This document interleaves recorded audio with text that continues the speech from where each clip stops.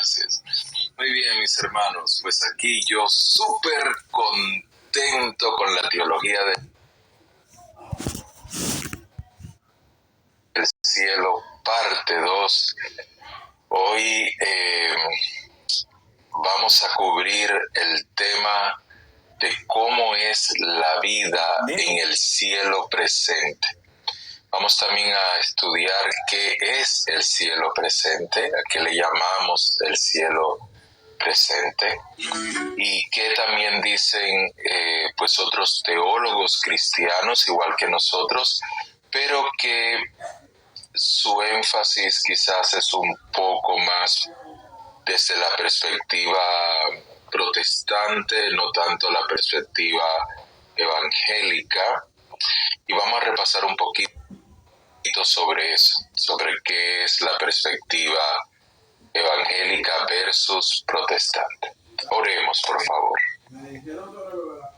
Amado Padre, te damos toda la gloria y todo el honor porque tú eres nuestro único Dios y fuera de ti, Señor, no hay Dios.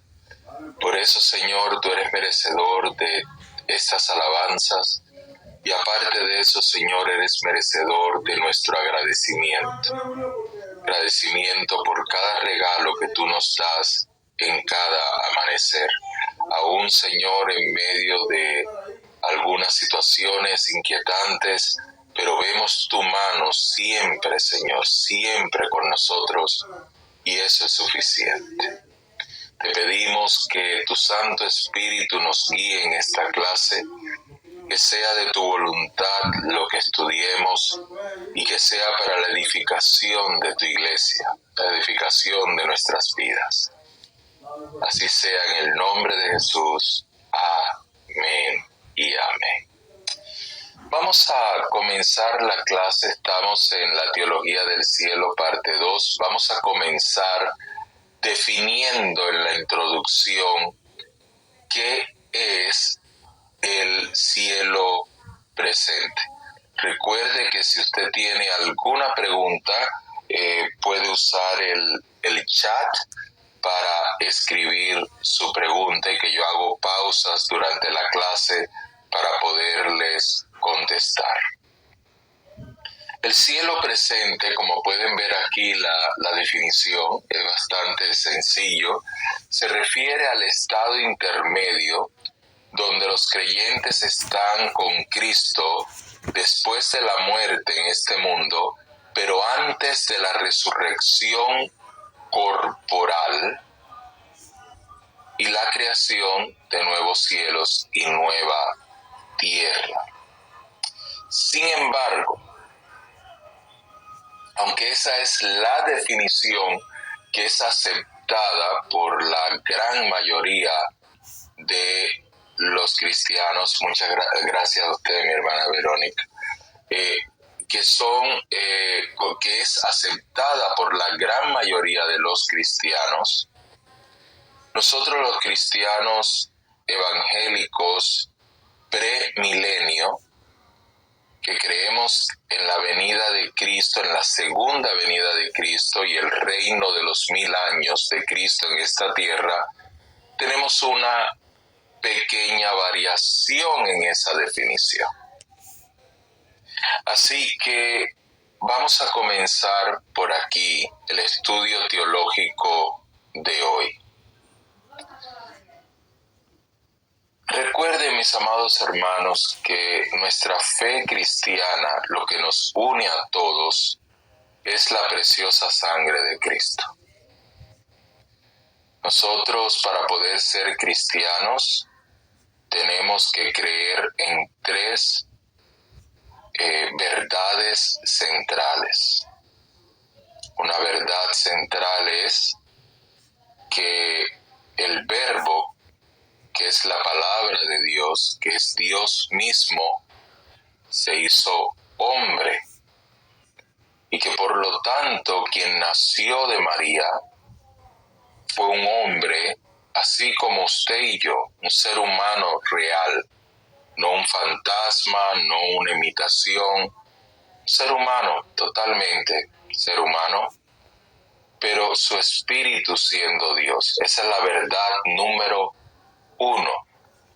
La verdad número 2 que todos los cristianos tenemos que aceptar para poder ser cristianos es que Jesús nació de una virgen, queriendo decir que su concepción no fue por voluntad de hombre, sino fue por medio del Espíritu Santo. ¿Qué quiere esto decir? ¿Que Jesús entonces no es humano? No. Jesús sí es humano, como lo establecimos en la primera verdad. Esto quiere decir que Jesús nació sin el pecado original. O sea, Jesús nació igual que cuando Adán fue creado, que Adán fue creado sin el pecado original. Bien, ¿entendimos eso? O sea, Jesús es concebido en el vientre de María como cualquier ser humano lo es, pero no por medio de un varón, sino de obra del Espíritu Santo. Y esto es porque teológicamente hablando, muy importante, mis amados, si se confunden en esto, con toda libertad me preguntan, ¿sí? Con toda libertad, toda confianza. El pecado original viene a nuestras vidas no por la mujer, sino por el hombre, por Adán. Cuando me refiero al hombre me refiero que no es por Eva, es por Adán, que le pasa a todos los seres humanos. ¿Por qué es esto? ¿Por qué? Porque a quien Dios le dio mayordomía sobre la tierra fue Adán. A quien Dios le dio el liderazgo fue Adán.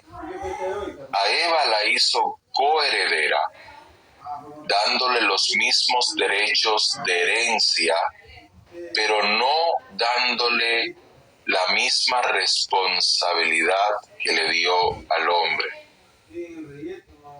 Si Adán hubiera dicho no, aunque Eva hubiese comido del árbol prohibido, Dios hubiese castigado a Eva, la hubiese sacado y hubiese creado a una nueva Eva, y el pecado no hubiese entrado en la tierra. Así que cuando la razón que Jesús no es concebido por voluntad de hombre, como dice la palabra, es para que Jesús no nazca con el pecado original. ¿Por qué es esto importante en nuestra teología cristiana? Porque Jesús venció al diablo. Y para Jesús vencer al diablo tenía que vencerlo como hombre, no como Dios, sino como hombre. No fue Dios quien venció al diablo, fue Jesús, el hombre, quien venció al diablo. Por cuanto el pecado entró al mundo por un hombre, pues por un hombre tenía que venir también la salvación. Y ese hombre es el segundo Adán, que es Jesús. ¿Por qué Jesús no podía nacer con el pecado original? Porque el pecado original lo hubiera puesto en desventaja. ¿Qué es el pecado original?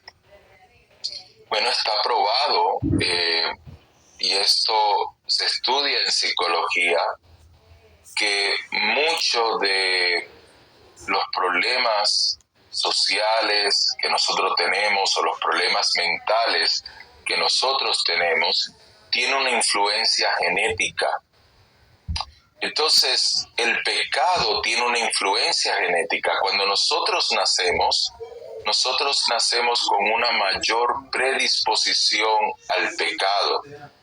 Por eso vemos a un niño con 3 meses de nacido teniendo una rabieta, como le llamamos, porque viene la predisposición al pecado. Jesús no nació con esa predisposición. Jesús nació igual que cuando Adán comenzó. Pero Jesús pudo haber pecado, porque por eso Jesús fue tentado porque podía caer en tentación. Dios no puede ser tentado porque Dios no puede caer en tentación. Y el tercer punto es que nosotros, todos los cristianos, no importa qué denominación, todos los cristianos creemos en la resurrección corporal de Jesús. Creemos que Jesús hoy día es un hombre con un cuerpo glorificado, que Jesús todavía vive como hombre, que Jesús vive, que Jesús no está muerto, que Jesús no desapareció. Cualquier persona que no cree esas tres verdades centrales no es cristiano, ni protestante, ni ortodoxo, ni evangélico, ni calvinista, ni nada, no es cristiano. Los calvinistas creen en estas tres cosas que yo le acabo de decir, los católicos romanos creen en estas tres puntos que yo les acabo de decir, pues por lo tanto caen bajo el cristianismo. Los testigos de Jehová no creen en estos tres puntos, por lo tanto, los testigos de Jehová no son considerados cristianos. Ahora, ¿qué tiene que ver esto con la definición del cielo presente? Que dentro de las creencias cristianas, algunos creen que ya estamos viviendo el milenio, otros creemos que todavía falta hasta que Cristo venga para vivir el milenio. Y por lo tanto, cuando leemos la definición del cielo presente, que es el tercer cielo o el paraíso, donde está el paraíso, nosotros creemos que ese es el lugar del estado intermedio. En otras palabras, el cielo presente pasará, porque el Señor va a ser un nuevo cielo. Algunos dicen nuevos cielos, porque en la Biblia hay dos partes. Hay una referencia que dice nuevo cielo y hay otra referencia que dice en plural cielos. ¿Sí? Ciérrale. Esta definición que yo les escribí aquí es la definición oficial. Quiero decir, si usted va a un diccionario bíblico, usted encuentra esta definición. No es mi definición, es una definición que cubre todo el cuerpo cristiano. Así que este lugar intermedio no es un lugar final. Nosotros no vamos a ir al tercer cielo y nos vamos a quedar ahí para la eternidad. Sin embargo, en este momento hay vida en ese tercer cielo, hay vida en ese paraíso. ¿Qué se hace en esa vida? Eso es lo que vamos a estudiar ahora. ¿Cómo son las personas en ese cielo durante su vida, en ese cielo, en el cielo presente? Pero este lugar intermedio para algunas personas es hasta que las personas hayan recibido la resurrección final. ¿Cuál es la resurrección final? ¿Quién me puede decir cuál es la resurrección final? ¿Quién se atreve? ¿Quién escribe? A ver, estamos aquí 35 personas. ¿Quién escribe? Ok, corporal. ¿Cómo? ¿Cómo, mi hermano Hugo? Dígame, Pastor Hugo. Ok, mi hermano César, ahí hay algo, varón. Hay algo antes de esos 1000 años. Primera de Tesalonicenses, capítulo 4, versículo 11 y 12, si no me equivoco. Ok, cuerpo no espiritual, mi hermana Nancy, pero está bien cerca. Ok, tiene que ver con el arrebatamiento, por supuesto. Cuerpo celestial, eso es. Muy bien, muy bien, muy bien, muy bien. Ok, recuerden que Primera de Corintios 4:11, ustedes me verifican si es 11 o 12, dice que cuando el Señor venga y nosotros seamos arrebatados y nos encontremos con Él en los aires, los que murieron en Cristo resucitarán primero. ¿Okay? Así que la resurrección corporal en nuestra fe evangélica, no calvinista, es que el arrebatamiento sucede antes del milenio, antes de los 1000 años. Así que la resurrección es antes de los 1000 años.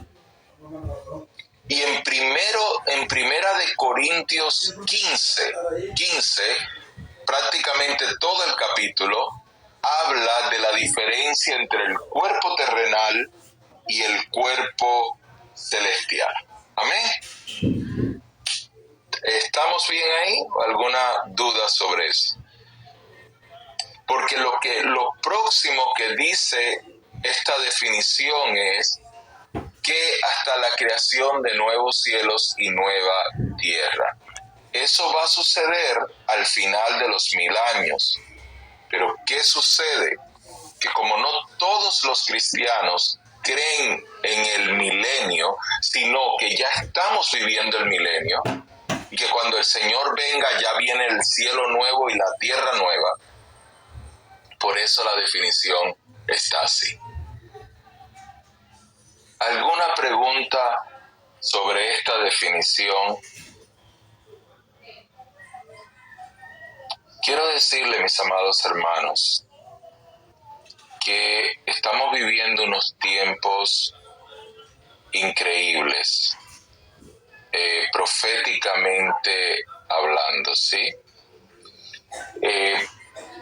No quiero en ningún momento que usted tome esto como que yo estoy haciendo un comentario de política. Yo cuando estoy sirviendo al Señor en el altar, cuando estoy impartiendo su palabra o enseñando, creo que mi posición es y tiene que ser apolítica totalmente. No podemos mezclar la Biblia con las cosas del hombre, con las cosas mundanas. Pero estamos viviendo unos tiempos increíbles.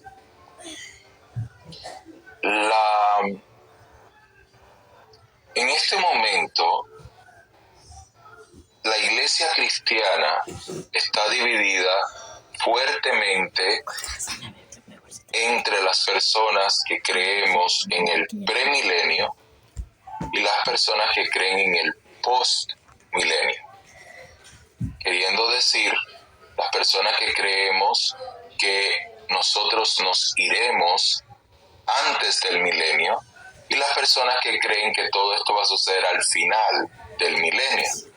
Y el final del milenio se refiere a que ya estamos viviendo el reino de el Mesías, de Cristo, y que ese reino del Mesías lo estamos viviendo a través de la iglesia, que la iglesia es ese gobierno. Y hay una enseñanza muy fuerte que quizás se está hablando hasta en la congregación en la que usted asiste, pero hay una enseñanza muy fuerte, especialmente dentro de las iglesias americanas en Estados Unidos, la iglesia cristiana en Estados Unidos, en que nosotros estamos viviendo ahora el milenio. Y por lo tanto, ahora voy a mirar sus preguntas. Y por lo tanto, la iglesia necesita gobernar a las naciones. En este momento, en Estados Unidos, ha ganado de nuevo el presidente Trump. Junto con la victoria del presidente Trump, se habla de un nombramiento. Bueno, se hablan de varios nombramientos de su gabinete que no son ortodoxos, o sea, son nombramientos diferentes a los tradicionales, pero uno de ellos es que se va a nombrar al secretario de Defensa. Usted sabe que en Estados Unidos a los ministros se les llama secretarios. Secretario de Defensa, que sería el ministro de Defensa. A un señor que no tiene experiencia militar, solamente fue un veterano de la Guardia Civil, del National Guard, del Army, del Ejército, y un periodista del noticiero de Fox News. Entonces, este señor sí tiene algo que es muy importante. Es cristiano, pero de los que creen en que la iglesia tiene que establecer el dominio de los países. Y él cree que Estados Unidos tiene que regirse teocráticamente por la Biblia. Ahora, muchos cristianos sin conocimiento teológico escuchan esto y se emocionan. Dicen, qué bueno, Estados Unidos va a ser ahora gobernado por cristianos. Okay. Mis amados hermanos, no hemos llegado al tiempo del gobierno de Jesús. Si hubiéramos llegado al tiempo del gobierno de Jesús, esto sería un gobierno incorruptible, no un gobierno corruptible. Por lo tanto, estamos viendo ahora que quieren forzar algo. Y usted sabe que cuando algo pasa en un país se multiplica, pasan en otros lugares y todo lo demás. Vamos a ver, le digo, probablemente, o sea, no sé, nadie conoce el futuro, solo Dios, pero vamos a ver cosas que están en la palabra como la apostasía y van a ser sorprendentes porque va a ser la misma iglesia cristiana haciendo cosas que van en contra de la iglesia cristiana. Así que preparémonos para estas señales, pero a la misma vez tenemos que estar gozosos, tenemos que estar felices de ello. ¿Por qué? Porque estamos viendo cómo la Biblia se cumple todo. ¿Okay?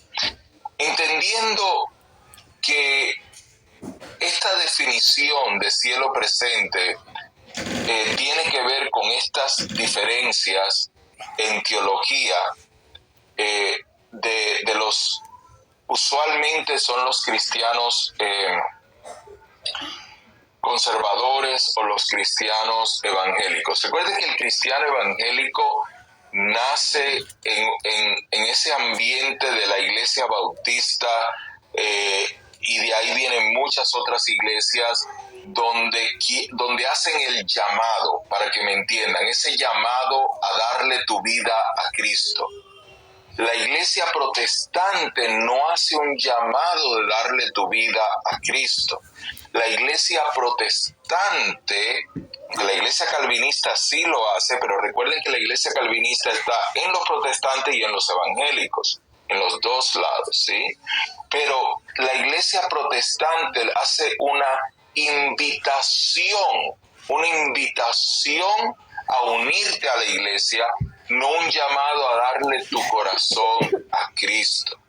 Recuerden, por ejemplo, que con la Iglesia Católica Romana usted no le da su corazón a Cristo, usted va cumpliendo los sacramentos, el bautismo, la primera comunión, la confirmación, etcétera, los sacramentos de la Iglesia. En la Iglesia protestante, Iglesia episcopal, Iglesia luterana, muchas de las iglesias presbiterianas también, son iglesias que no hacen un llamado, al menos que tengan su parte carismática. Entonces sí hacen el llamado. Los evangélicos se nos llama así porque continuamente estamos predicándole a las personas que den su vida a Cristo. Okay, voy a leer aquí sus comentarios y preguntas. Ok. ver aquí los comentarios de ustedes, las preguntas que la hermana Nancy me está preguntando. El arrebatamiento será antes de los 1000 años de gobierno de Jesús, y ahí seremos resultados en un cuerpo celestial, y los primeros que resucitaron serán los que murieron primero. ¿Es así? Correcto. Okay.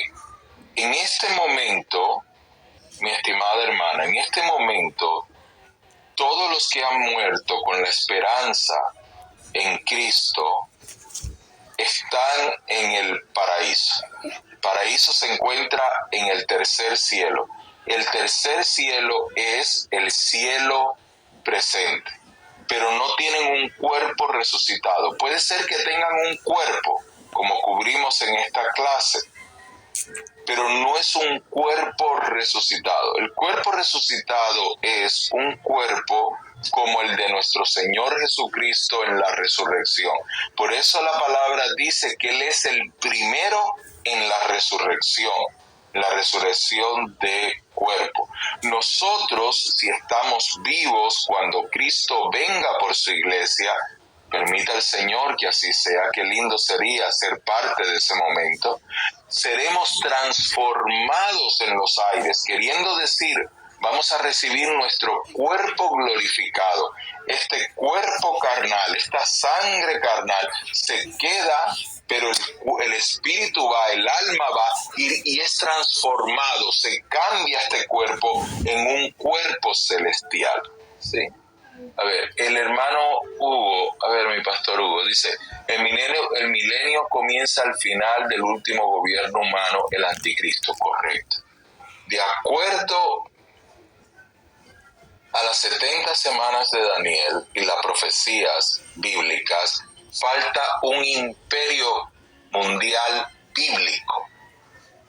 Y ese es el imperio del anticristo, que todavía no se ha cumplido. ¿Qué dicen las personas que no creen en esa teología que nosotros creemos?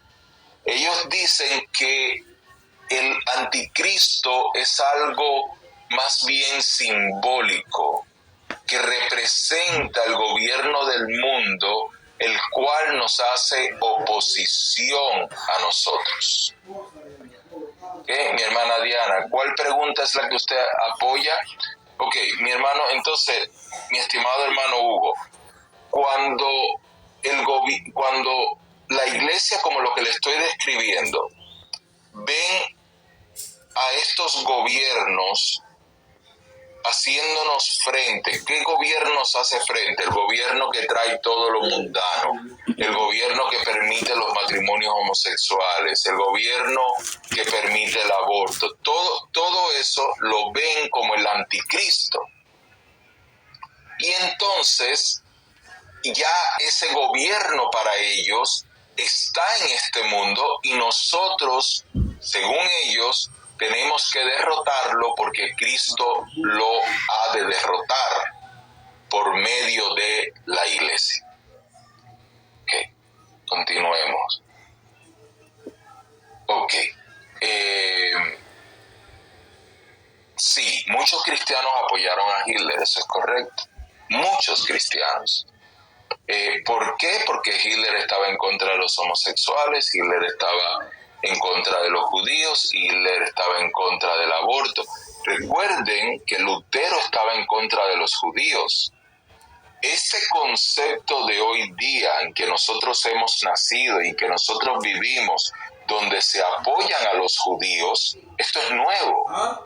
El cristiano de los tiempos de Calvino y de Lutero no apoyaban a los judíos, atacaban a los judíos, veían a los judíos como los malos. Nosotros ahora, especialmente, recuérdese que las iglesias cristianas se rigen por la iglesia cristiana americana. Escúchenme bien, mis amados hermanos. Hablemos como adultos, por favor, y no nos apasionemos en los términos políticos. Vamos a hablar tranquilamente. La iglesia americana, Dios la ha usado para ser la iglesia misionera más grande del mundo. Nadie ha enviado más misioneros al mundo que la iglesia de Estados Unidos de América. Pero ¿qué ha hecho eso? Que le ha dado a la iglesia americana una influencia tremenda a nivel prácticamente mundial, las Américas, Asia, África, de tener bastante influencia. Como la iglesia americana piensan las otras iglesias en su mayoría. ¿Okay? Entonces, la iglesia americana es muy pro judíos, pro Israel, y por lo tanto la iglesia cristiana en Latinoamérica es muy pro Israel hoy día, pero en los tiempos de Lutero no era así. Entonces Hitler estaba en contra de tres cosas que los cristianos estaban en contra, y muchos lo apoyaron al principio, muchos. Recuerden que Alemania era una cuna de protestantes muy fuerte, ya que Lutero fue alemán.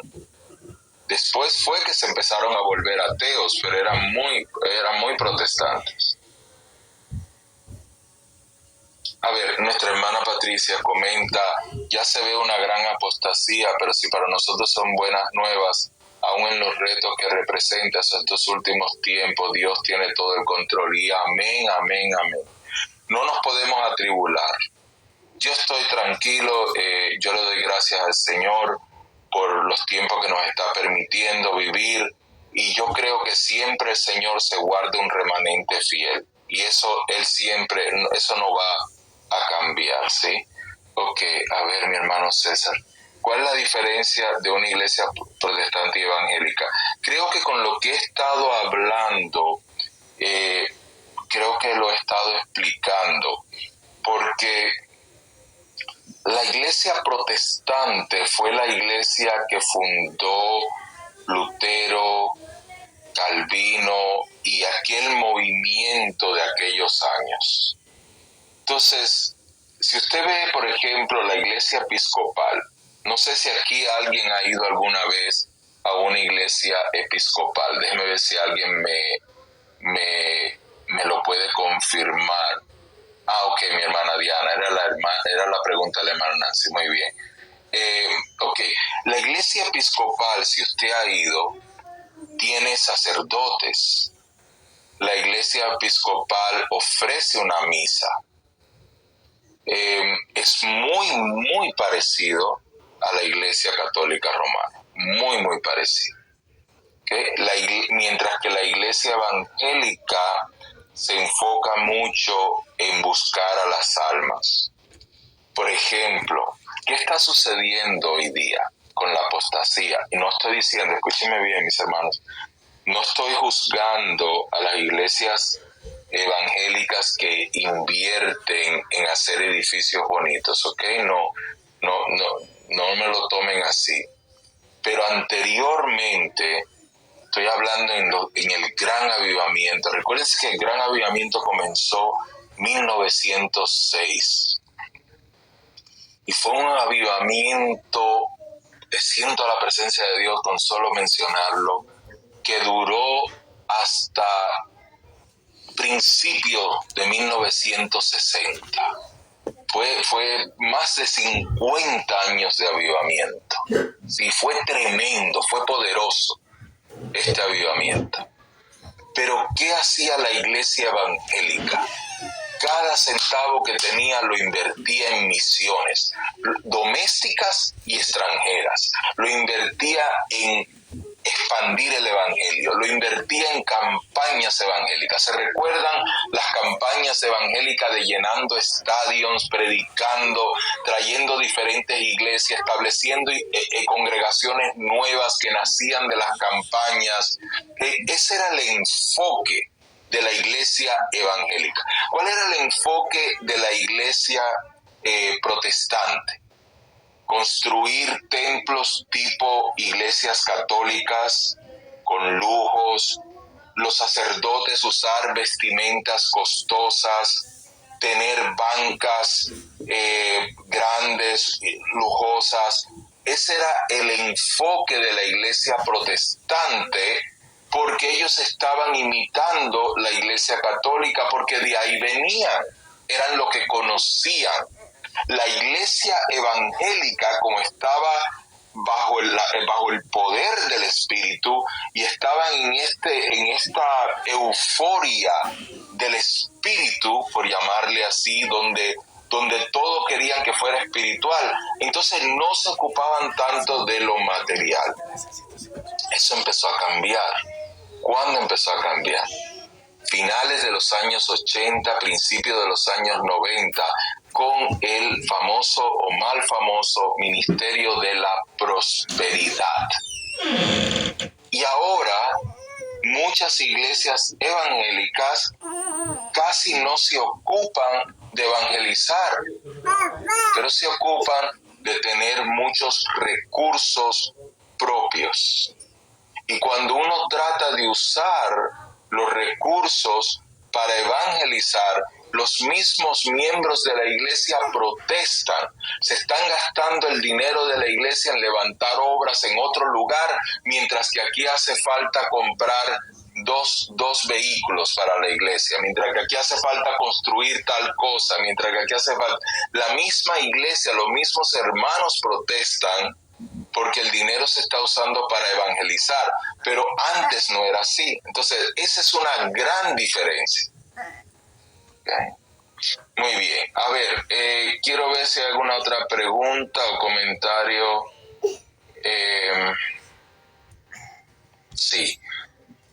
Ok.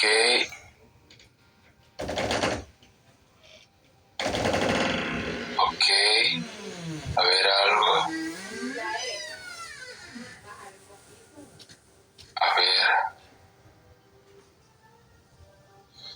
La iglesia de Corea del Sur. Bueno, sí, hay muchos levantamientos de sectas. Sí, muchos levantamientos. Sí, correcto, se aferra más.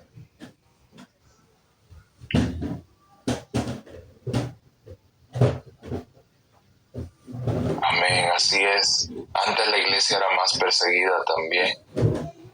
Ok, muy bien, mis hermanos, gracias. He leído sus comentarios. Vamos a hablar ahora, a estudiar ahora en particular sobre Apocalipsis capítulo 6, versículos del 9 al 11.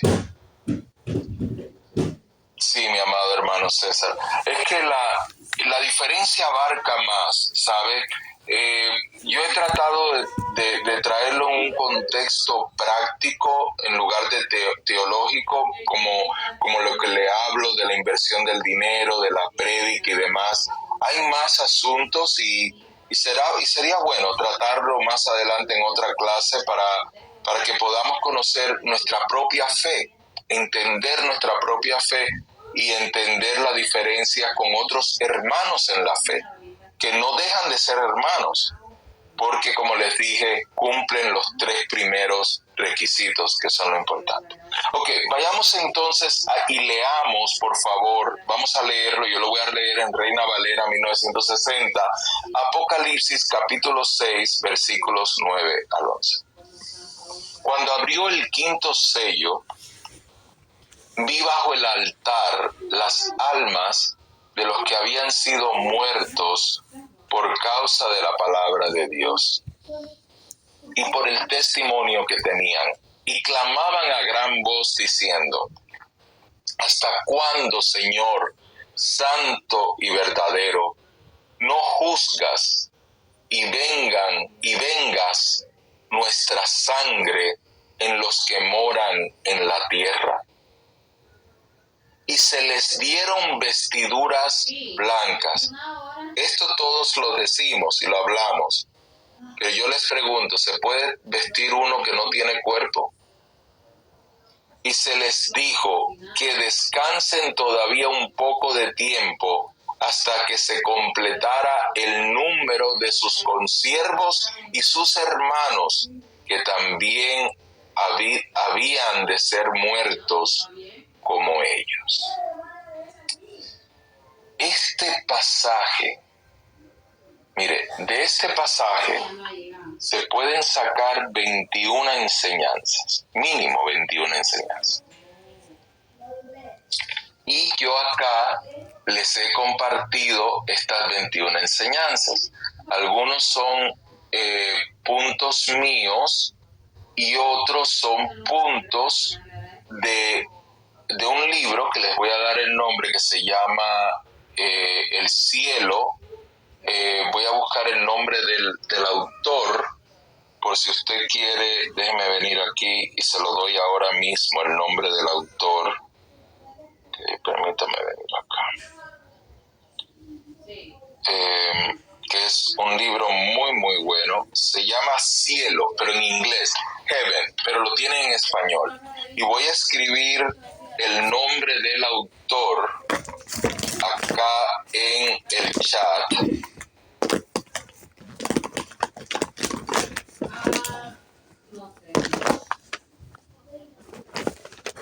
Okay. Randy Alcorn. Ahora, hay cosas acá que hay que tener cuidado. ¿Okay? Nada en la vida es perfecto. Así que usted tiene que llevarlo a través de la luz de la palabra, como todo, ¿sí? Aún estas clases que yo le traigo, siempre llévelo a la luz de la palabra. Pero este es un libro muy bueno, de Randy Alcorn.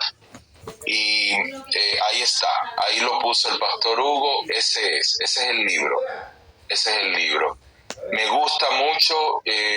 Yo lo compré en libro físico y también hace mucho tiempo ya lo tengo, en libro también digital, sí, porque, bueno, no se ve ahí en la pantalla, porque yo pues voy siempre leyendo, si estoy en el avión, si estoy en un sitio, aprovecho el tiempo para siempre estar educándome, y es un buen libro, enseña mucho.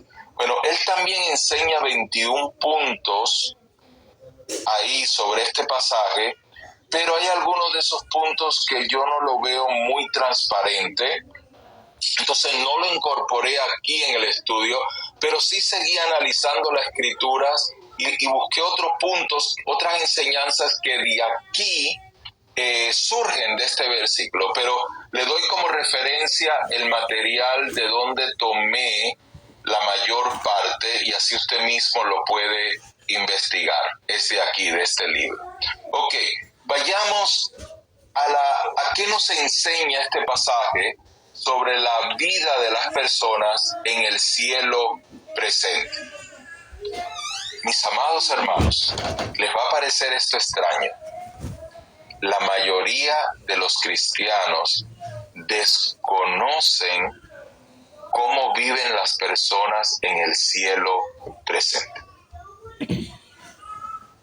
¿No sería algo bueno que todos los cristianos supiéramos eso? Bueno, número 1. Tienen una existencia consciente. Las almas de los mártires estaban plenamente conscientes. ¿Qué quiere esto decir? No estaban en un sueño, no estaban hipnotizados, no estaban en un trance. Ellos sabían dónde estaban y qué les había ocurrido en la tierra. Quiere esto decir que el alma tiene memoria. ¡Wow! El alma tiene memoria. A ver, está la mente carnal, pero la mente, aparentemente, por lo que estamos viendo aquí, no solamente guarda memorias en el hipocampo. El hipocampo es parte del cerebro, pero el cerebro se queda en este mundo, pero nosotros seguimos teniendo memorias. No, sí, también recordamos a la familia, también la recordamos, y en el estudio yo le incluyo la parte cuando habla de cuando una vida se convierte acá, cómo se sabe en el cielo, ¿ok? Pero sí estamos conscientes, porque si ellos recuerdan cómo murieron y piden justicia, eso quiere decir que tienen memoria. Muy bien, mi hermano Ofelia. Usted hace una pregunta y va relacionada con la pregunta de nuestro hermano Ciel. Donde usted dice, entonces recordaremos todas las malas experiencias que vivimos en el pasado. A ver, directamente no encontramos una referencia que diga todas las malas experiencias que vivimos en el pasado, pero de que vamos a recordar algunas malas experiencias, por lo menos algunas sí, porque miren cómo ellos recordaron el daño que le hicieron en la tierra. Ellos recordaron que murieron como mártires. Así que la Biblia nos da prueba de eso. Mi hermano Manuel, búsqueme ese versículo, por favor. Si no puede para esta clase, no se preocupe, amado siervo, me lo trae en la próxima, donde dice que no habrá memoria en el cielo. Porque sí, yo recuerdo el versículo que hay cosas que no vamos a recordar, pero no de que no habrá memoria en absoluto. ¿Ok? A ver, mi hermana Blanca, a ver qué usted me está diciendo acá. Pero no vemos todo lo que ellos hacen en la familia de nuestra tierra. No se me adelante, mi hermana. Quizás yo no voy a poderlo completar todo, pero sí se los voy a enviar. En el estudio, nosotros entendemos que una vez que morimos, nosotros no podemos estar en más de un lugar a la vez.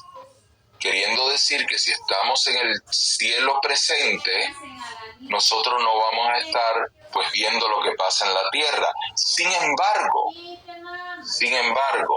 hay prueba bíblica de que las personas en el cielo reciben algún tipo de noticias de lo que pasa en la tierra. Me lo escribe mi hermana, por favor, me lo escribes. Ahí está, vamos a leerlo. Isaías 65:17. Porque aquí que yo crearé nuevos cielos y nueva tierra, y de lo primero no habrá memoria, ni más vendrá al pensamiento. Ok, ¿de qué está hablando? Está hablando del cielo presente y de la tierra presente. ¿De qué está hablando? Está hablando del estilo de vida de la tierra anterior. Lo que está diciendo aquí es no que no hay memoria, porque como pueden ver, estas personas, estos mártires, tenían memoria. Y esta no es la única vez que en la Biblia aparece que se tiene memoria. Lo que está hablando acá es, cuando dice que no tendremos memoria, ustedes se recuerdan cuando el pueblo de Israel salió de Egipto. ¿Se recuerda cómo ellos extrañaban los ajos y las especies? ¿Se recuerda que cuando el Señor le estaba dando el maná, ellos estaban protestando porque no comían carne? Y el Señor le mandó codorniz, como dicen en Puerto Rico, por un tubo y 7 llaves. O sea, le mandó por todos lados, le mandó codorniz. ¿Quieren comer carne? Coman carne. Le mandó todo ese. O sea, que el Señor se enoja también. Sí. Y le mandó todo. Pero ¿sabe? Cuando aquí dice que no habrá memoria, está hablando de que ya no tendremos esos deseos, esas pasiones, esas maldades, ese anhelo por las tinieblas, porque ya todo eso pasó. Ya, nueva criatura somos y viviremos en un cielo nuevo y una tierra nueva. Okay.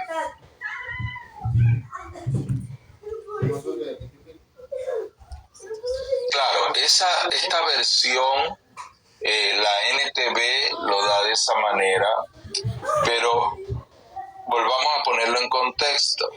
Ni siquiera a pensar en los anteriores.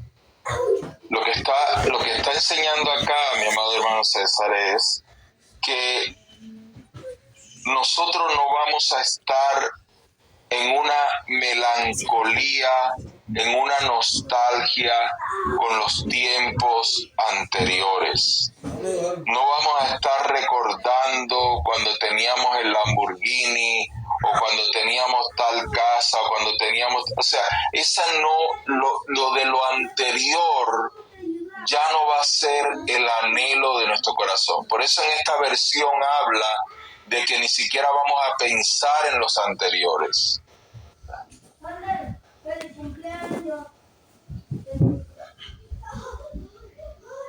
Ok, claro, exacto. Ve, el hermano Joel lo escribió aquí, que es lo que yo estaba diciendo, no lo había leído del hermano Joel, pero lo veo como una confirmación, que no tendremos melancolía por lo pasado.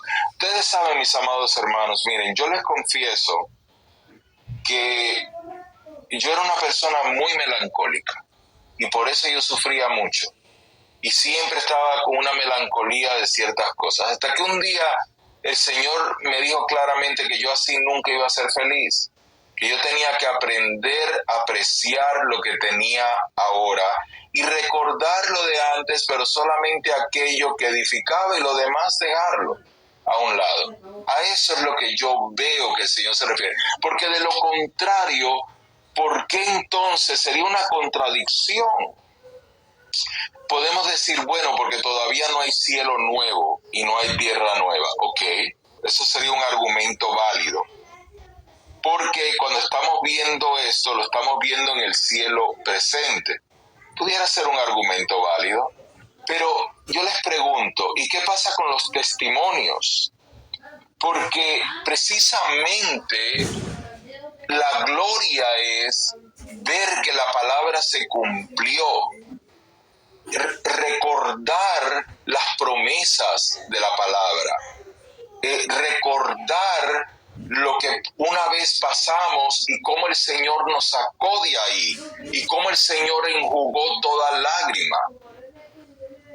Ve, acá yo no había leído esto, les digo, mis hermanos, de verdad yo no lo había leído, no tengo por qué mentirles, pero acá veo que nuestro hermano Hugo también lo escribió, Apocalipsis 21:4. Enjugará Dios toda lágrima de los ojos de ellos, y ya no habrá muerte, ni habrá más llanto, ni clamor, ni dolor, porque las primeras cosas pasaron. Exacto.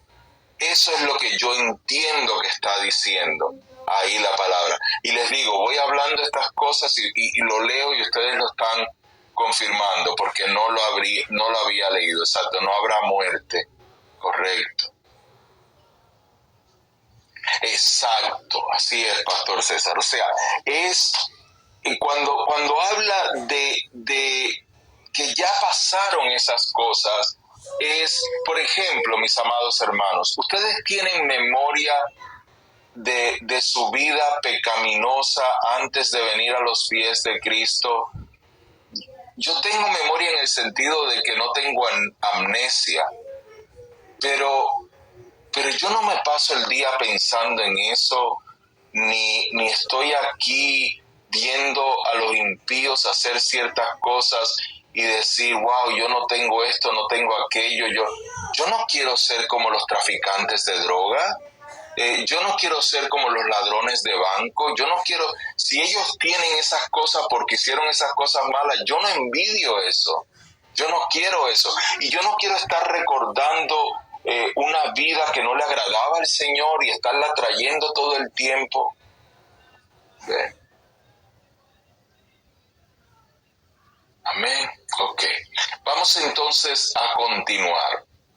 Vamos a ver, este pasaje también nos enseña que las personas en el cielo presente mantiene su identidad personal. Miren qué interesante. no dejamos de ser nosotros. Cuando nosotros venimos al Señor, nosotros sufrimos cambios, fuertes cambios. Cambiamos nuestro carácter, nuestra forma de hablar, cambiamos nuestros hábitos, cambiamos nuestras amistades, nuestros gustos, cambiamos, pero no perdemos quiénes somos, nuestro yo. Pues aquí estamos viendo que los mártires continúan teniendo una identidad. ¿Qué quiere esto decir? Que yo tuve una vida en esta tierra y que cuando yo esté en el cielo presente, esa vida continúa siendo parte de mí. Los mártires estaban en la presencia de Dios, pero eran mártires y nunca dejaron de ser mártires, porque todo aquel que murió como mártir o que muera como mártir tiene un lugar especial ante la presencia de Dios. Están en el altar de Dios, refiriéndose a la cercanía con Dios, la recompensa que recibirán. Y esa recompensa la recibirán por lo que hicieron en la tierra, por lo que pasó en la tierra. Por eso la palabra habla también de tesoros celestiales, queriendo decir que lo que nosotros sembramos aquí continúa con nosotros para el cielo. Lo llevamos con nosotros para el cielo. Ok, déjenme leer aquí algunos comentarios de ustedes. Ok, personalidad. Ok, sí, pero personalidad, estimada hermana, se refiere no a personalidad de mi carácter, como algunas personas lo toman. Se refiere a personalidad de la esencia de quién soy yo, de la esencia de quién es usted, la esencia, esa persona que somos realmente. Eso, no es que vamos ahora a ir y vamos a ser otra persona, con otra vida y otra memoria. No, seguimos siendo nosotros. Qué lindo, ¿verdad? No es que voy a morir en mi mente, no es que voy a morir acá y voy a renacer en otra persona en el cielo. No, seguimos siendo nosotros. ¿Qué? Claro, mi estimada hermana Nancy, las coronas son premios, recompensas que el Señor nos da como parte de esos tesoros celestiales que ganamos aquí en la tierra de acuerdo a nuestros frutos, de acuerdo a nuestras obras. ¿Okay? Miremos también que en el cielo presente hay una comunión directa con Dios. En el caso de los mártires, esa es la relación más cercana que puede haber. Pero también esto indica que las otras vidas que están en el cielo presente tienen una relación o comunión directa con Dios. ¿Qué quiere esto decir? Nosotros ahora, para tener una comunión con Dios, la tenemos que tener a nivel de corazón, a nivel de espíritu. Pero allí la vamos a tener a nivel presencial. Él va a estar con nosotros. Qué lindo, ¿eh? Él va a estar con nosotros, o mejor dicho, nosotros vamos a estar con Él, porque es en su casa. Nosotros vamos a estar con Él. ¿Okay? Clamor por justicia. A ver, ¿qué demuestra este clamor por justicia? Este clamor por justicia demuestra que tienen emociones. Si ustedes han tomado clases de consejería cristiana con nosotros en IBH Internacional, ustedes saben que nosotros enseñamos y enfatizamos mucho que el alma es la parte donde nosotros guardamos nuestros sentimientos y que los sentimientos son emociones sostenidas. Emociones sostenidas son emociones que nos duran por varios días y se convierten en sentimientos. Por lo tanto,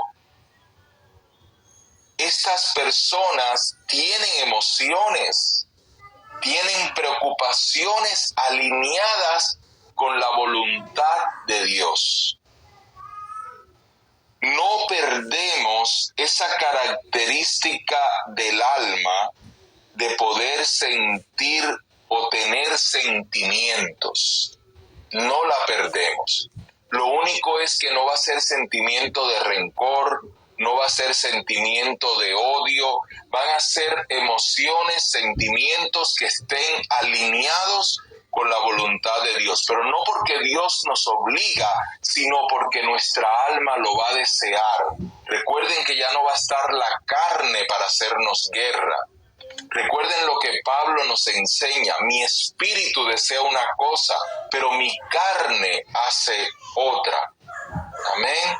Ya no va a estar esta carne de pecado.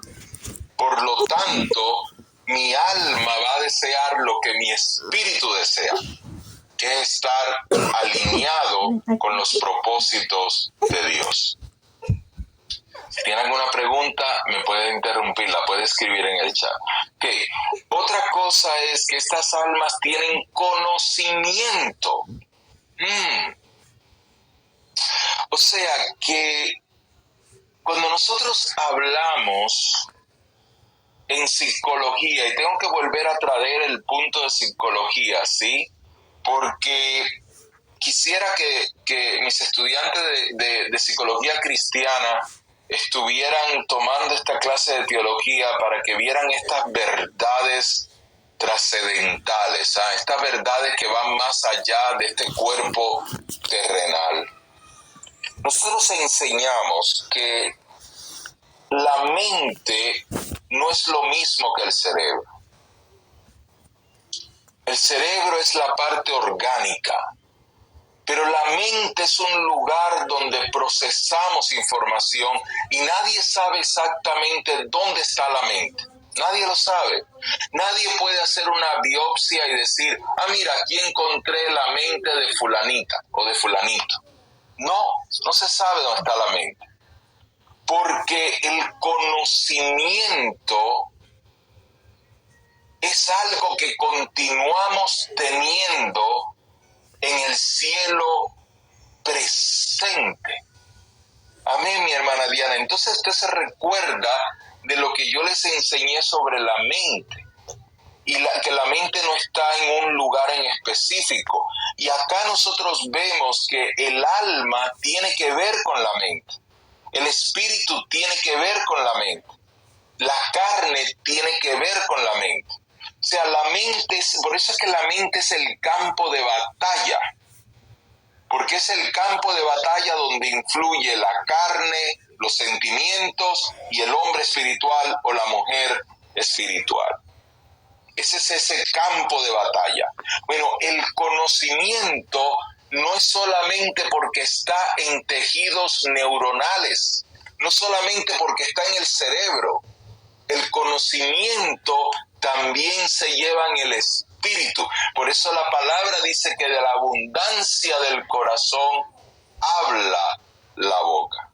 Así es, amado hermano César, la mente es transversal, correcto. Eso es una verdad total, así es. Entonces, vemos que continúan teniendo conocimiento. Otra cosa que me maravilla es que estas personas en el cielo reconocen que hay tiempo, porque ellos dicen ¿hasta cuándo? Pero miren el punto 7. En el cielo presente hay un descanso en la presencia de Dios. ¿Qué quiere decir esto? Ellos están conscientes de que todavía no ha llegado el final.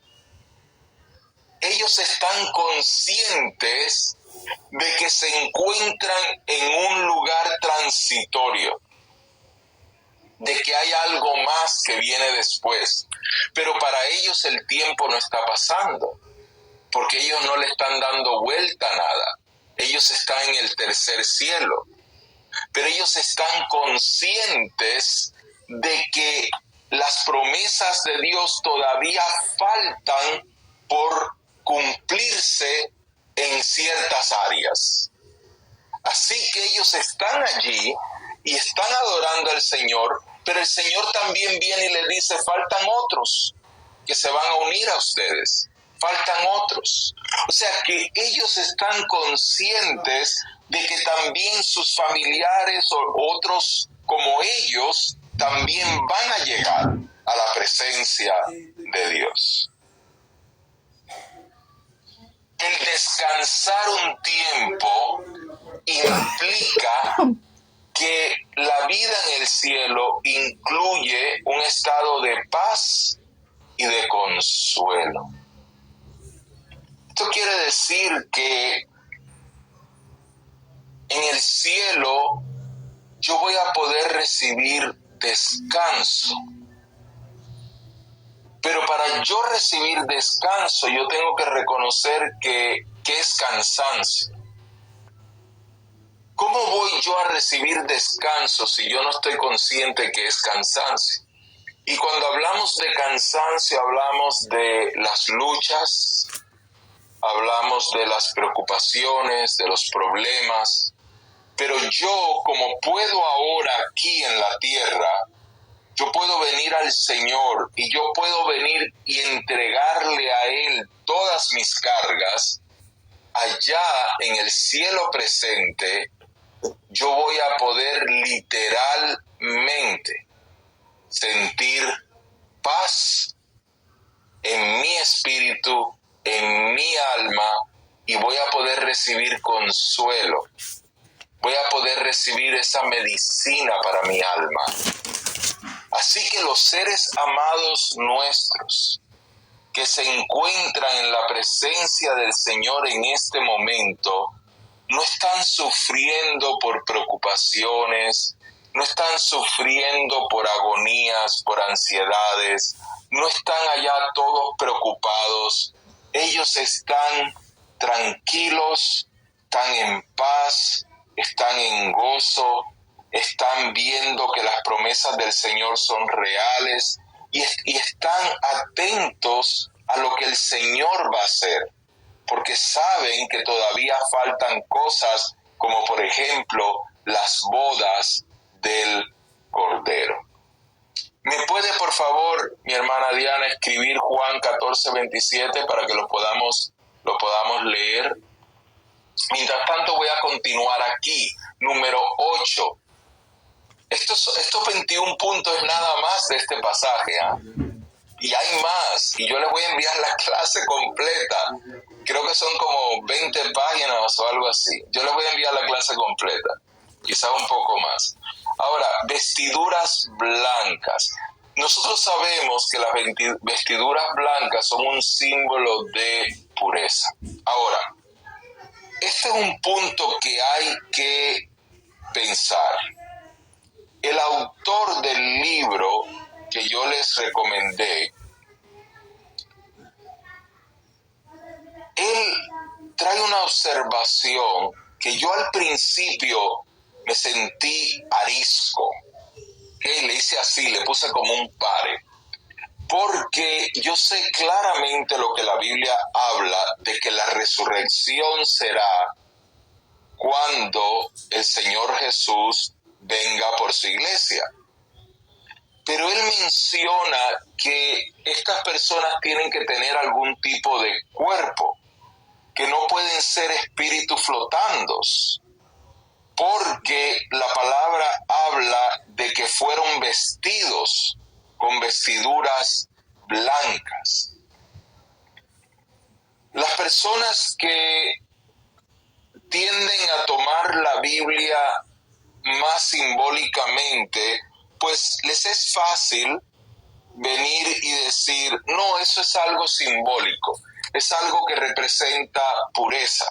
Bueno, y yo lo escribí así. Pero yo tengo que reconocer algo, ¿sí? No me puedo fanatizar. Yo tengo que reconocer que si algo hacemos mucho los evangélicos es tratar de interpretar la Biblia lo más literal posible. No lo podemos hacer siempre, no se puede. Pero, por ejemplo, los 1000 años del reino de Cristo nosotros lo interpretamos como 1000 años. Los 3 días de que Cristo estuvo muerto y que el tercer día resucitó lo interpretamos como 3 días. Pero los 7 días, los 6 días de la creación no lo interpretamos como 6 días porque sabemos que no fueron 6 días por las pruebas que hay de todo. Sabemos que fueron 6 etapas. Pero queremos interpretarlo lo más posible literal. Entonces, ¿cómo voy a venir yo ahora y voy a decir, yo estoy 100% seguro que esto es solo simbólico porque yo me baso en que la palabra habla que la resurrección va a ser cuando Cristo venga por la iglesia? Pero, a ver, ¿qué es lo que dice la palabra? La palabra dice que primero resucitarán los que murieron en Cristo y luego nosotros seremos transformados. ¿Y qué tal si nos estamos equivocando y esa primera resurrección quiere decir que ellos van a recibir el cuerpo? Personalmente yo no creo que es así. Yo creo que es en el día del arrebatamiento. Pero pensando como una persona que no quiere fanatizarse y que quiere considerar la palabra como la palabra lo está diciendo, tengo que abrir un poquito para esa posibilidad. Segundo, que quita que Dios permita que las personas tengan un cuerpo transitorio que no es el cuerpo final de la resurrección. No lo veo en la Biblia en un solo versículo y por lo tanto yo no lo voy a adoptar. Pero sí tengo que traerlo, tengo que hacerlo en una forma como este autor lo hace y entender que no lo puedo silenciar y decir, no, esto es falso. Puede ser. Personalmente, yo entiendo que las vestiduras blancas es un símbolo de pureza y que las personas pueden reflejar estas vestiduras blancas mientras están en el cielo, porque no van a estar desnudos. Yo creo que cada persona refleja estas vestiduras blancas, pero yo entiendo que cuerpo como tal es cuando venga la resurrección. De que existe la posibilidad de que tengan algún cuerpo, existe la posibilidad. No lo puedo descartar totalmente. Ok, sí, la persona que muere sin Cristo tristemente va al infierno, sí. Pero fíjense, mis amados hermanos, nosotros no podemos determinar quién murió con Cristo, quién no murió. Recuerden que nuestro trabajo es el predicar, el darle a todas las vidas una oportunidad, el cumplir nuestro ministerio, pero nunca creamos, fulano se murió y está en el infierno. Miren, mis amados hermanos, cuando yo leí en la Biblia que un hombre que pasó a su hijo por el fuego, queriendo decir que lo quemó vivo, porque se lo dedicó a un demonio, y que ese hombre luego clamó a Dios, y Dios lo perdonó, y ese hombre se salvó. Ya yo no me atrevo a decir quién se salvó o no se salvó. En mi opinión, ese hombre no se hubiera salvado nunca, pero Dios lo salvó. Entonces, tengo mucho cuidado con condenar a alguien. Mucho cuidado. Aunque esa persona sea mala, aunque esa persona haya hecho cosas terribles, yo no le voy a aplaudir a nadie las cosas terribles. Y cuando yo veo a personas cometiendo delitos, yo pido justicia a Dios. Y yo pido que Dios, a los delincuentes que lo metan preso, a los criminales que lo metan preso. Yo no voy a ver a una persona que abusa de otro y, ay no, Señor, ten misericordia de él. No, tenga misericordia de su alma.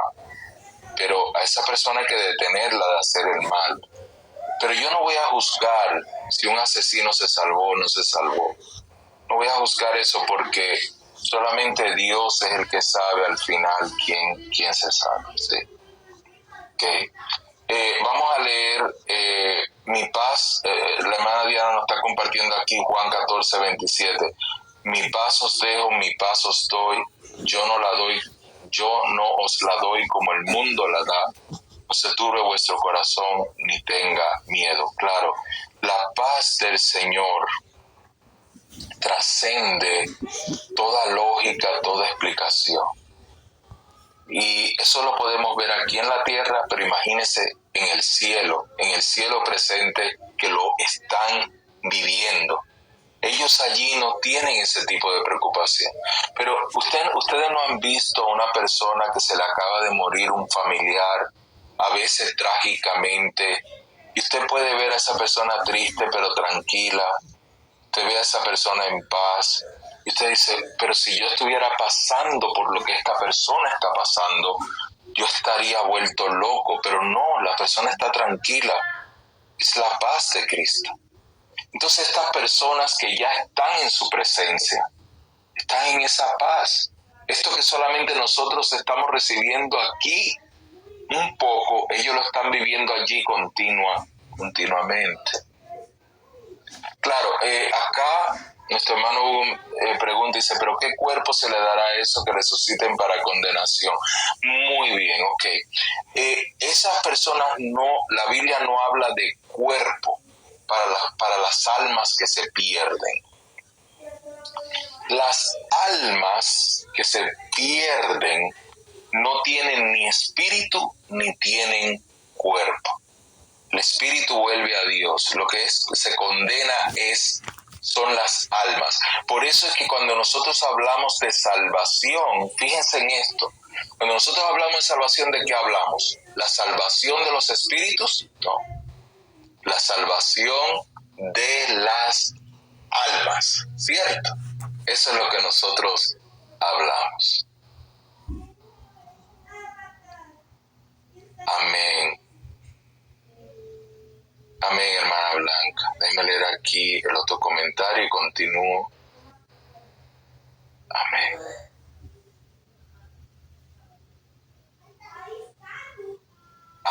Amén, hermana Nancy.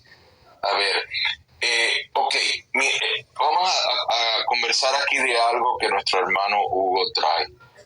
¿Puede vivir el alma puede vivir sin espíritu? Precisamente esa es la segunda muerte. La segunda muerte se refiere al alma sin espíritu. El alma, para poder tener vida, necesita del espíritu. ¿Pero a qué nos referimos con vida? Entendamos qué nos referimos con vida.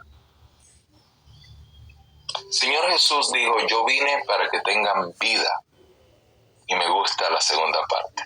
Y para que la tengan en abundancia. La vida es tener al Señor. Estar con el Señor. La muerte es vivir sin el Señor. Por lo tanto, el alma puede sentir. ¿Dónde están los sentimientos? En el alma, no en el espíritu. El alma puede sentir, pero no puede vivir sin el espíritu. Vivir quiere decir vivir con Dios. El alma nunca muere, porque lo que muere es la carne. El espíritu nunca muere, porque lo que muere es la carne. Fíjense que cuando Jesús murió, su alma no murió, su espíritu no murió. Lo que murió fue su carne, como hombre, su carne. Así que el alma sin espíritu es la segunda muerte, la separación eterna con Dios. A ver, mi hermana Diana, los que no recibieron a Cristo cuando mueren sufrirán, pero si no tienen cuerpo y no tienen alma, ¿cómo sentirán el dolor? Alma sí tienen, alma sí tienen. El dolor es un dolor del alma, del alma. La Biblia habla que Jesús dice, ahí será el crujir de dientes, pero ahí las personas no tendrán dientes, ¿sí? Entonces es una manera de el Señor darnos la parte visual. ¿Ven lo que yo les digo? ¿Por qué no todo puede ser literal y tenemos que aceptar algunas cosas como simbólicas? Pero la mayoría tratamos de aceptarla literalmente lo más que podamos. Lo más que podamos. El alma, ¿qué dijo Jesús? Mi alma está triste hasta morir. ¿Qué era lo que estaba triste de Jesús? ¿El espíritu? No. ¿La carne? No. Era el alma la que estaba triste. Es el alma. El Espíritu Santo nos acerca a Dios, correcto. Porque sin el Espíritu Santo, claro, el Espíritu de Dios vivifica nuestro espíritu. Nuestro espíritu es con E minúscula. Sin embargo, repasemos esto un poquito. Cuando Adán recibió vida y su alma pasó a ser un alma viviente, ¿qué sucedió? ¿Qué fue lo que tuvo que suceder antes de que Adán fuera un alma viviente? ¿Alguien me comparte?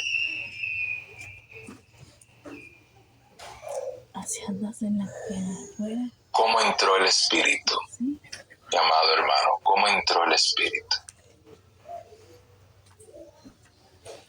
Ajá, ¿cómo entró? Soplo de Dios. Ahora voy a su comentario, mi hermana Isabel, pero sí, soplo de Dios. Por un soplo, así es, mi hermana Dulce. ¿Qué quiere esto decir? Dios sopló. Ahora, por fin le agarré la baña. El soplo de Dios no es un aire cualquiera. ¿Okay? La palabra espíritu, neuma, en el griego, quiere decir aire. Neuma. Y la palabra espíritu quiere decir aire. Ahora, Dios no tiene un aire del oxígeno de esta tierra. ¿Qué? Permítame. Dios no tiene, o sea, Dios no viene y hace esto. No. ¿Qué entonces sopla Dios? Espíritu. ¿De dónde sale ese espíritu? ¿De dónde sale el espíritu que Dios sopla? ¿Alguien me dice de dónde sale el espíritu? De Él, por supuesto. Así es. De Él sale el espíritu. Pero ¿por qué nos llega a nosotros con E minúscula? A ver, ¿quién me dice? Alex.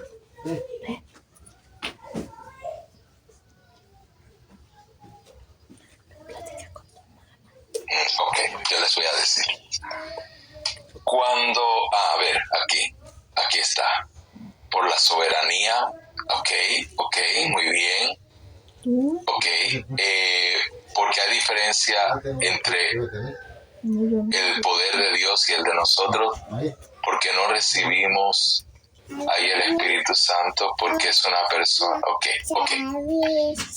A ver, vamos a ver si lo podemos aclarar un poquito mejor.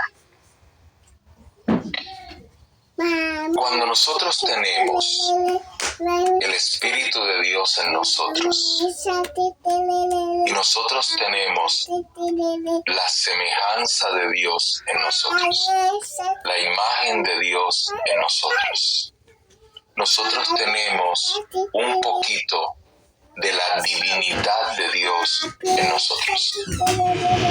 Es ahí porque los mormones se confunden cuando ellos vienen y dicen que en la Biblia la palabra nos llama dioses.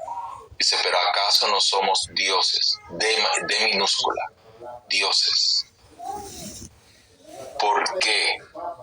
Porque nosotros compartimos de la divinidad de Dios, en que Dios nos ha hecho a imagen y semejanza de Él. Por favor, mis hermanos, síganme aquí, porque esto es importantísimo cuando usted lo esté enseñando. Dios es espíritu, Dios no es carne. Antes de la venida de Jesús, Dios nunca había tenido carne propia. Dios es espíritu.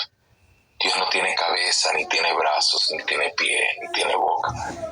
Dios es espíritu. Es una persona, pero es espíritu. Cuando la palabra de Dios dice en Génesis 1:26, hagamos al hombre a nuestra imagen y semejanza. Si Dios es espíritu, ¿qué parte de nosotros se parece a Dios? El espíritu. Dios pone en nosotros, por así llamarlo, un pedacito de su ADN espiritual.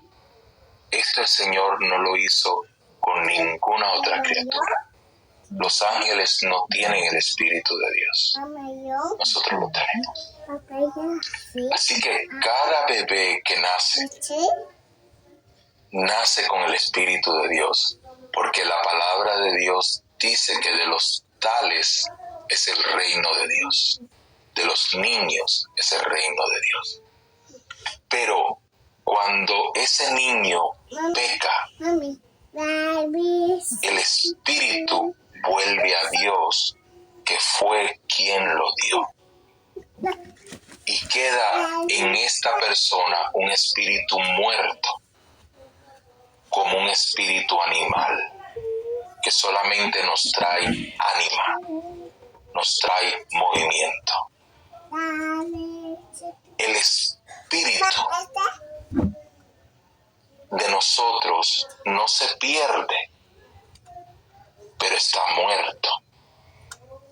Cuando el Espíritu Santo viene a nosotros, porque la sangre de Cristo nos ha reconciliado con el Padre, el Espíritu Santo toma ese espíritu que Dios asignó para nosotros y lo vuelve a poner como imagen en nosotros, y hemos pasado, según Juan 5:24, de muerte a vida.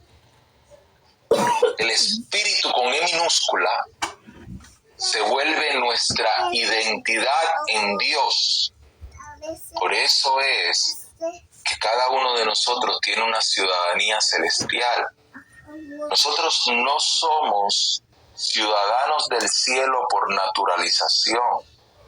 Nosotros somos ciudadanos del cielo porque tenemos un pedacito de Dios en nosotros. Y Dios es el dueño del cielo. Ese pedacito de Dios en nosotros es aparte del Espíritu Santo en nosotros. Cuando el Espíritu Santo viene a ser morada en nosotros, El Espíritu Santo no vive y no hace morada en nuestra carne, porque nuestra carne es pecaminosa, tendría que matarnos así. No se queda en nuestra alma, porque nuestros sentimientos son muy variantes. Un día amamos, otro día aborrecemos. El Espíritu Santo se queda en nuestro espíritu, porque nuestro espíritu es parte del Espíritu de Dios. Dígame si eso no es tan grande y tan profundo, que va más allá de cualquier razonamiento humano. Entonces, es increíble, gloria a Dios, es verdaderamente maravilloso, así lo es. Yo me quedo impresionado de cómo la palabra de Dios tiene una precisión única. Cómo todo cae, porque no hay nada en la palabra que venga y dé esta explicación de esta manera. Pero si usted lo busca, esta explicación está todo ahí. Está todo ahí. Todo. Personas que vienen y dicen, no, eso no es así. Nadie nace con el Espíritu de Dios. ¿Por qué la palabra dice dejar a los niños venir a mí? Porque de los tales es el reino de Dios. Si nadie puede ir a Dios que no tenga el Espíritu de Dios. Nadie. Entonces, sería como... O sea, es porque hay personas que no le cabe en su mente, la mente le da vuelta, pero no lo pueden procesar. Nacer del Espíritu. Pero fíjense en esto, mis amados hermanos. ¿Qué dice? Porque es necesario. ¿Qué dice Juan capítulo 3? Esa clase maestral de Jesús a Nicodemo. Acuérdense que Nicodemo era un teólogo y no cualquier teólogo. Era un principal de la sinagoga. Y Jesús, este hombre joven, viene y le enseña a Nicodemo y le dice, porque es necesario nacer de nuevo. Una pregunta. ¿Se puede nacer de nuevo sin haber nacido primero una vez? Porque que yo entienda, si se tratara de nacer por primera vez, entonces Jesús le hubiera dicho, porque os es necesario nacer del Espíritu. Porque no solamente debes nacer de la carne, pero cuando Él dice nacer de nuevo, es porque ya ese Espíritu tuvo vida. Y no la tiene ahora por culpa del pecado. Y gracias a la reconciliación con Dios por medio de la sangre de Cristo, el Espíritu puede volver a su lugar original, y eso quiere decir nacer de nuevo. Nacer otra vez del Espíritu. Por eso el Señor conoció a Jeremías en el vientre de su madre. Y la única forma que Dios podía conocerlo era si el bebé tenía espíritu. Por eso nosotros los cristianos estamos en contra del aborto. En ningún lugar en la Biblia dice no abortéis. Ningún lugar. Pero ¿por qué nosotros los cristianos estamos en contra del aborto? Porque nosotros sabemos que el bebé tiene espíritu, que no solamente es un pedazo de carne, tiene espíritu, porque el Señor conoció a Jeremías cuando estaba en el vientre de su madre. En el vientre de tu madre te formé. ¿Cuál es esa formación? La misma que recibió Adán cuando el Señor sopló en Adán. Sopló en Adán. Es ahí cuando nos está explicando cómo tenemos parte de Dios en su esencia con el Espíritu Santo, nacer de nuevo, correcto. Porque al nacer de nuevo, el Espíritu con la E pequeña, el Espíritu que salió del soplo de Dios, porque cuando Dios sopla, Él sopla Espíritu. Y ese soplo que salió de Dios, que nos dio nuestro propio espíritu, pero que vino de Dios, que tiene semejanza a Dios, que tiene el ADN de Dios, que se parece a Dios, que busca las cosas de Dios, que es enemigo de la carne, ese espíritu con E minúscula, es el que vuelve a nacer, porque ya una vez nació, pero el pecado nos separó de él. Pero cuando un bebé muere, ese bebé se salva, aunque haya nacido en una familia musulmana.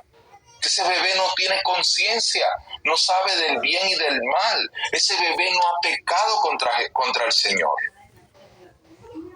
Ese bebé se salva y ese bebé no se pierde.